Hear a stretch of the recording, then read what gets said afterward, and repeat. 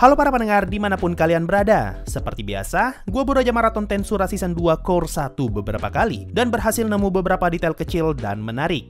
Buat yang pengen nonton, anime ini bisa kalian tonton secara gratis dan legal di channel Muse Asia untuk subtitle bahasa Inggris dan aplikasi Ikiji untuk subtitle Indonesia. So, langsung aja, mari kita mulai. Detail pertama, di salah satu scene flashback yang ada di episode 1, kita diperlihatkan seorang perempuan yang keluar dari frame. Nah, ini sebenarnya spoiler sih, jadi nggak bakal gue jelasin lebih jauh. Intinya, sosok itu memiliki kemampuan yang membuat dia bisa keluar dari jalurnya, sehingga mampu membuat perubahan yang sangat besar. Makanya, dia digambarkan bisa keluar dari frame. By the way, entah kenapa Tensura Season 1 dan Season 2 kayaknya suka banget loh ngebuat scene flashback.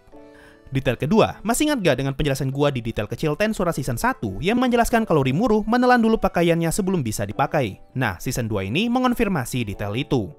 Detail ketiga, sebelum berangkat menuju kerajaannya Karion, kita diperlihatkan Rigor yang bertugas sebagai salah satu delegasi. Kalau kalian notice, di sini Rigor tidak menggunakan penutup kepalanya karena penutup kepala itu sedang dia ikatkan di lengan kanannya.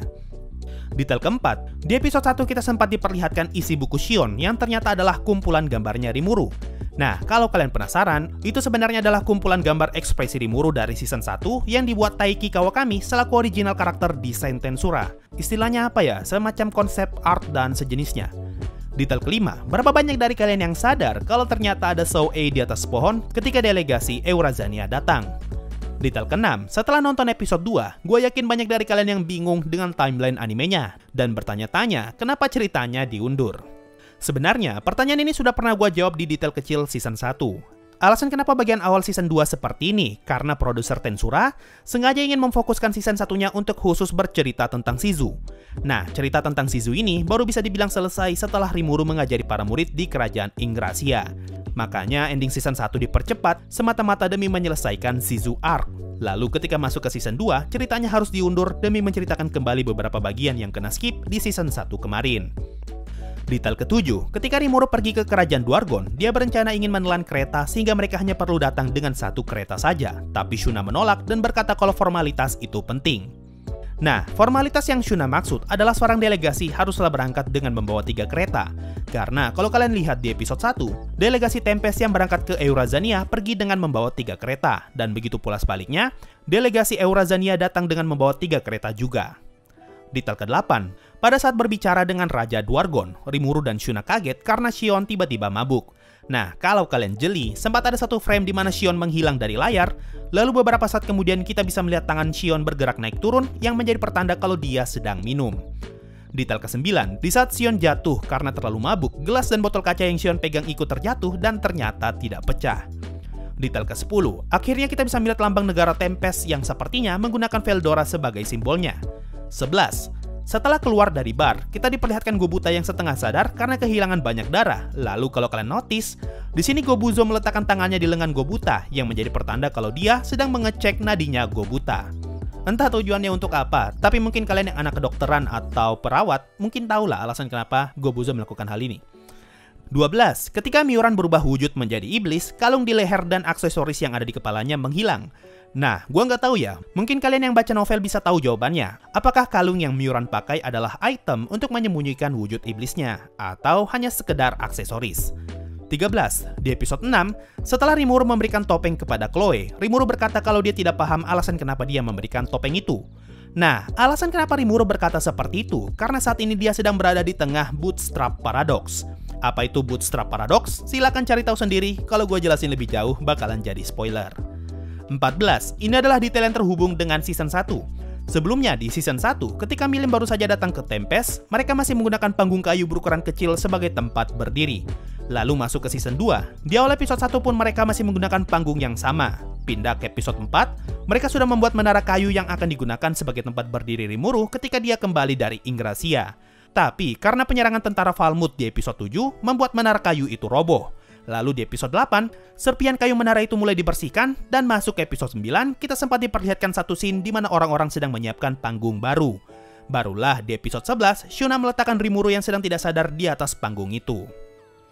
15. Mungkin kalian lupa, ketika Sou-Ei meminum potion di episode 7 dan Gobuta serta Hakuro meminum potion di episode 8, luka mereka langsung sembuh dan pakaian mereka jadi bersih. Ini karena efek potion Rimuru bukan cuma menyembuhkan, tapi juga membersihkan. Sama halnya ketika dia menyembuhkan Goblin di season 1.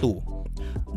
Selama barrier masih ada, harusnya segala macam bentuk komunikasi yang mengandalkan sihir tidak dapat digunakan. Tapi kalau kalian lihat scene di episode 9, di sini terlihat kalau Shoei dapat mendengar percakapan Rimuru dengan menggunakan alat. Nah, alasan kenapa alat itu bisa digunakan untuk berkomunikasi, padahal mereka sedang berada di dalam barrier, karena kalau kalian perhatikan, alat itu terhubung dengan benangnya Rimuru. Itu adalah benang yang sama seperti yang Rimuru berikan kepada Shoei agar mereka bisa saling berkomunikasi meskipun sedang berada di dalam barrier. 17. Satu lagi detail yang terhubung dengan season 1. Setelah mengalahkan Charybdis, para dwarf sempat ngomong kalau sisik monster itu bisa digunakan sebagai bahan perisai dan juga armor. Nah, perisai yang Gelt gunakan di season 2 ini adalah benda yang terbuat dari sisik monster itu. 18. Setelah melakukan ritual, Rimuru berhasil memanggil 3 orang iblis. Nah, kalau kalian perhatikan, ada satu iblis yang tubuh bagian bawahnya transparan. Ini dikarenakan para iblis itu menggunakan tubuh manusia sebagai tumbal untuk bisa mendapatkan tubuh fisik.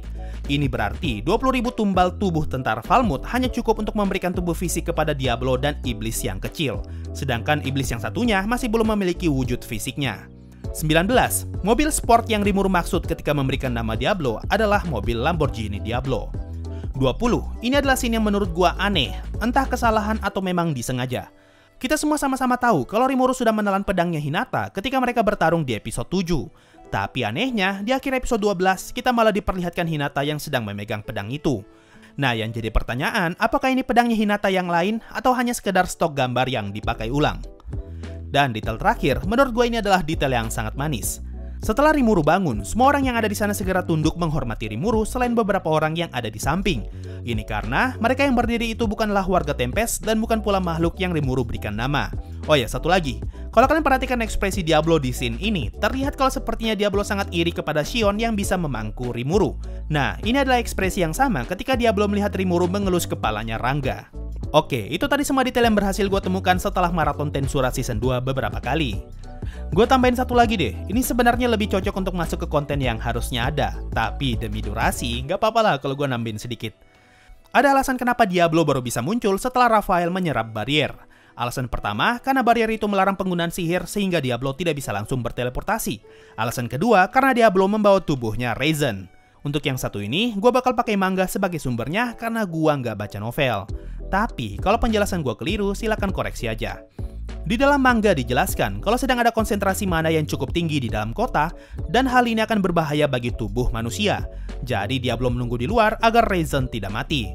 Nah, kalau kalian notice, pada saat ritual kebangkitan akan dilakukan, di sana sudah tidak ada Yomu dan kelompoknya karena mereka sedang membawa Raja Falmouth ke dalam penjara. Tapi alasan lainnya, kemungkinan untuk menghindari pusat kota agar terhindar dari konsentrasi mana yang sedang terkumpul. Nah, sekarang untuk bagian impresi.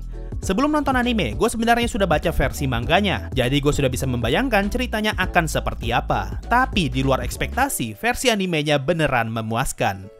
Kalau mau jujur ya, gue merasa Tensura Season 1 itu biasa banget, sumpah, biasa banget.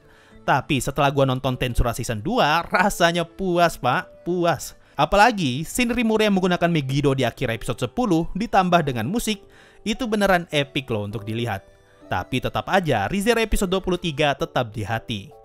Satu lagi, scene ketika Rimuru berevolusi menjadi Demon Lord adalah scene yang paling memuaskan di antara keseluruhan part 1 ini. Ini dia feel yang gua rasakan ketika membaca novel Kumo Desuga setiap kali Kumoko mendapatkan skillnya. Tapi sayang banget, penerapan skill appraisal di Kumo Desuga versi anime tidak sememuaskan yang ada di Tensura. Gue sekarang jadi penasaran sih, akan seperti apa review negatif yang akan orang-orang berikan untuk season 2-nya. Kalau kalian sudah nonton konten gue yang ngebahas tentang Tensura anime jelek kata mereka, di situ mayoritas argumen mereka mengatakan kalau cerita Tensura terlalu mainstream.